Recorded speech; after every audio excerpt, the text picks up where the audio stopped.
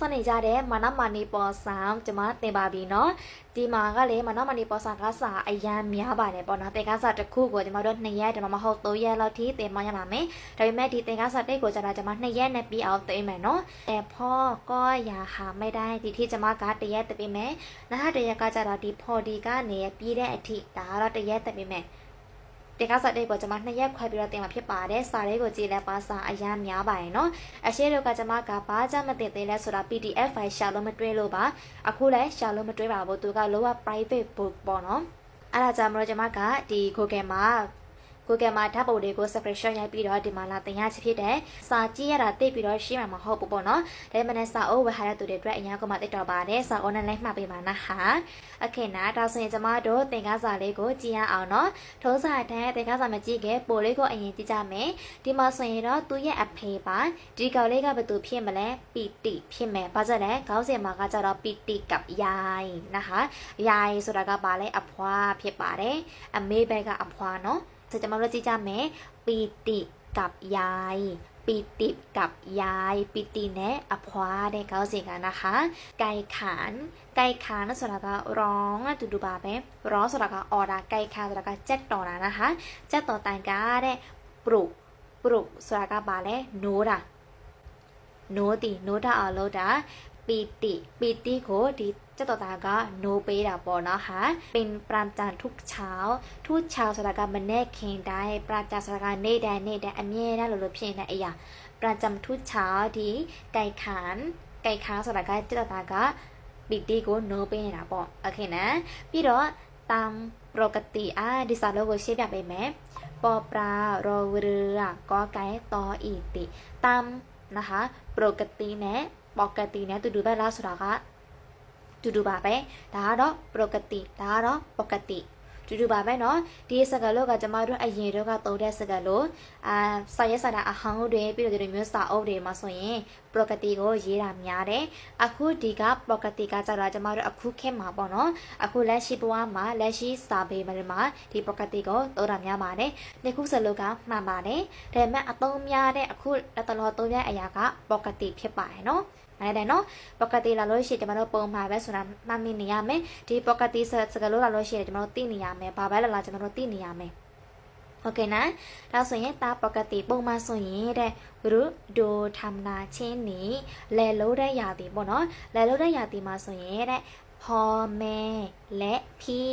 ဒီပီတီရဲ့အဖေပီတီရဲ့အမေသူရဲ့အဖိုးတွေကไปนาตอนเช้ามืดเช้ามืดဆိုတာကမနေ့စောမနေ့တနာရီကနေ9နာရီထိမမလဲခဲ့ပေါ့အဲ့ဒီအချိန်မှာก่อนเขาဆိုတာကပီတိမနိုးခင်မနေ့တနာရီကနေမနေ့9နာရီကြာပေါ့နော်အဲ့ဒီစောဆိုရင်သူတို့လဲလို့တဲ့ရာသီရောက်လို့ရှိရင်သူရဲ့အဖေတွေသူရဲ့အမေတွေသူရဲ့အကောင်တွေကလဲသွားလို့ကြတယ်စောထားပြီးတော့လဲကိုသွားကြတယ်တဲ့นะคะวันนี้ဒီနေ့မှာကကြတော့แม่โมหาဆိုတာကအမေကလိုက်ရှာတာပေါ့နော်ရဲစစ်တစ်ခုခုပြောလို့အမေကလိုက်ရှာနေတယ်ผ้าคลุมหน้ากันแดดဆိုတာကနေရောင်ခြည်ကိုကောက်ွယ်ဖို့အတွက်ผ้าคลุมหน้าမျက်နှာမှာဖုတ်တဲ့အဝေါ်စားကိုသူ့ရဲ့အမေကမိုးဟာဆိုတာကအဆိုင်လည်းဘယ်နေရာမှာထားလဲမသိဘူးပေါ့သူ့ရဲ့အမေကနော်จึงအဲ့ဒါကြောင့်မလို့ทำให้ไปช้ากว่าทุกวันနေ့တိုင်းထက်အဲ့ဒီမျက်နှာမှာဖုတ်တဲ့အဝေါ်စားကိုရှာမယ်တဲ့အတွက်ကြောင့်နေ့တိုင်းထက်သွားတာနောက်ကျသွားတယ်ပေါ့โอเคนะပြီးတော့ပီတိจึงตื่นขึ้นมาทำဒီနေ့ก็จะတော့ပီတိကနိုးလာတဲ့အချိန်မှာသူ့ရဲ့အဖေအမေတွေကမသွားသေးဘူးပုံမှန်ဆိုရင်မနေ့တနာရီကနေ9နာရီအတွင်းမှာသူတို့သွားကြတယ်ဒီနေ့ကကြတော့သူ့ရဲ့အမေကမျက်နှာပေါ်မှာဖုတ်တဲ့နေလောဒါကိုကပေးတဲ့အဝါစာကိုရှာနေရတဲ့နောက်ကျအောင်တယ်ပေါ့အဲ့ဒီအချိန်မှာပီတိကနိုးလာတယ်พ่อเตรียมဆိုတာကပြင်ဆင်ထားတာပါတယ်ပြင်ဆင်ထားလဲဆိုတော့เครื่องมือทำนาလဲလို့တဲ့အချိန်မှာသုံးမဲ့ပစ္စည်းတွေပါလေပေါ့นะคะအဲ့ဒီဖေကပြင်ဆင်ထားတယ်ပြီးတော့รออยู่ข้างล่างအောက်မှာစောင့်နေတယ်သူရဲ့အဖေကนะคะพี่ဆိုတာကဒီပီတီရဲ့အကိုကကြတော့เตรียมပြင်ဆင်ထားတယ်ข้าวปลาอาหารထမင်းနဲ့ငါးတွေကိုသူရဲ့အကိုကပြင်ဆင်တယ်လက်နဲ့กรอกน้ำใส่กะติရေဘူးတဲ့ကိုရေတွေထည့်ပြီးတော့သူ့ရဲ့အကိုက ပြင်ဆင်ထားတယ်တဲ့เสร็จแล้วအဲ့ဒီပြင်ဆင်ပြီးသွားတဲ့အချိန်မှာเสร็จแล้วก็พากันลงไปသူအစောရကပြင်ဆင်ထားတဲ့ထမင်းတွေဟင်းတွေရေဘူးတွေကိုယူပြီးတော့นั่งคอยอยู่ที่แคร่งဆိုတာကပါတဲ့ထိုက်ခိုပေါ့ใต้ต้นไม้มาปรามမရပြအောင်မှာရှိတဲ့ထိုက်ခိုမှာသူ့ရဲ့အကိုကထမင်းတွေဟင်းတွေရေဘူးတွေယူပြီးတော့သွားဆောင်နေတဲ့အဖေနဲ့အမေကိုနာปีติโพหน้าตังဆိုတာကပတင်းပေါက်ကနေပေါ်လာတယ်ပေါ်ပြီးတော့เห็นพ่อกำลังเอาอากาศแทกกับพื้นเด้งแรงအဲ့ဒီချိန်မှာปีติကပတင်းပေါက်ကနေပေါ်လာပြီးတော့သူ့ရဲ့အဖေကိုမြင်လိုက်တယ်သူ့ရဲ့အဖေကဘာလို့လဲဆိုတော့တာကแทဆိုတာကထော်ကျဲပေါ့နော်ထော်ကျဲကိုယူပြီးတော့သူ့ရဲ့အဖေကဓမ္မကြည့်လားထော်ကျဲကိုယူပြီးတော့မြေကိုဆွတ်ပြီးတော့တူးနေတယ်တဲ့မြေကိုဆွပေးနေတာပေါ့အပင်ဆန်းလို့ရှိရင်ကျမတို့မြေကိုဖော်ရတယ်လေမြေကိုဖော်ပြီးတော့မြေထဲမှာရှိတဲ့ကြောက်တိုးတွေကိုတူးဖော်ရတဲ့အပင်ဆန်းဖို့အတွက်နဟာဒါကကြတော့သူကဘာလို့ဖို့အတွက်တော့မတီးဖို့မြေကိုတူးဖော်နေတာနော်เพื่อให้เด็กลูกออกมาမြေတွေအပေါ်ကိုတက်လာဖို့အတွက်နဟာပြီးတော့โจรก็กรวดที่พื้นกระเด้งขึ้นมานะคะမြေထဲမှာရှိတဲ့ကြောက်တိုးတွေအကိုလို့အပေါ်ကိုတက်လာအောင်သူ့ရဲ့အဖေကထော်ကျဲကိုတော့ပြီးတော့မြေကိုဆွပေးနေတယ်တဲ့นะคะเขาဆိုတာကတိပီတီကอยากจะขอไปนาด้วยလေကိုသူရောပဲသွားချင်တယ်ပါစလဲသူ့ရဲ့အဖေရောအမေရောအကိုလို့ကလေကိုသွားနေကြတာအတွက်ကြောင့်သူ့ရဲ့ကလေးအတက်ပေါ့နော်သူလည်းသွားချင်တာပေါ့แต่เกรว่าဆိုတာကกลัวว่าသူတို့ပါပဲนะคะพ่อจะดุသူ့ရဲ့အဖေသူ့ကိုဆူမဆိုးလို့သူမသွားရဲဘူးเพราะဘာကြောင့်လဲဆိုတော့พ่อเคบอกว่าသူ့အဖေကသူ့ကိုခါပြောဖို့တယ်เขาตอกกล้ามไม่เป็นဆိုတာကစပါမဆိုင်တတ်တယ်ဘူးခလေးငယ်လေးတွေကစပါမဆိုင်တတ်တယ်ဘူးလေအဲ့ဒါကြောင့်သူ့ရဲ့အဖေကအိမ်မှာပဲနေခိုက်တယ်အဖေကမသွားခိုက်ဘူးပေါ့နော်จึงต้องอยู่บ้านช่วยยายทำงานအဲ့ဒါကြောင့်အိမ်မှာနေပြီးတော့အဖွားကိုပဲအလုပ်တွေကူညီပေးမှာပေါ့ကူညီပေးခိုင်းတာပေါ့နော်เขาเข้าไปช่วยแม่หาผ้าคลุมหน้าแต่ไม่พบအဲ့ဒါကြောင့်သူပတိပေါက်ကနေသူအဖေလုံးနေတဲ့အရာတွေကိုကြည့်ပြီးတော့အိတ်ထဲကိုဝင်လာပြီးတော့သူ့အမေတွဲပေါ့နော်မျက်နှာမှာဖိုးတဲ့အရာအဝတ်ဆောက်တွေကိုသူကလက်ကူတော့ရှာပေးတဲ့အချိန်မှာแต่ไม่พบဆိုတာကမတွေ့ဘူးတဲ့မတွေ့တဲ့အချိန်မှာแม่รำคาญအမေကညင်းငွေ့လာတယ်แม่รำคาญเลยเปลี่ยนใจใช้เงาะแทအဲ့ဒီမျက်နှာမှာဖုံမဲအဝါစာအစားပေါ့နော်လက်တမောင်းရဲ့တော့ဦးထိုးကိုပေါ့နော်သူရဲ့အမေကတိုးလိုက်တယ်นะคะလိုက်ပြီးတော့ข้ามไปแล้วအဲ့ဒီချိန်မှာတွားတဲ့အချိန်မှာတူရယ်နဲ့พ่อแม่และพี่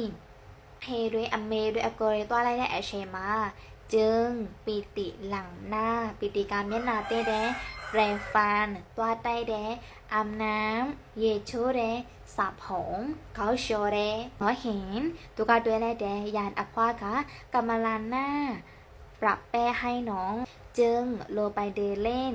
รอบบริเวณบ้านสวากะป้าแหลมมาตัวการล้างช่องนี่นะปอนอดีปีติสดเกาเลยค่ะขนาดนับเจเดมาเบยังช้ออยู่แม่สอเลยพี่นี่เดยังช้ออยู่จากการมันแน่เขาสอเลยปอนอพระอาทิตย์เพิ่งคือจากขอบฟ้าเราเดี๋ยวมาเป็นอะไรชี้แดงละ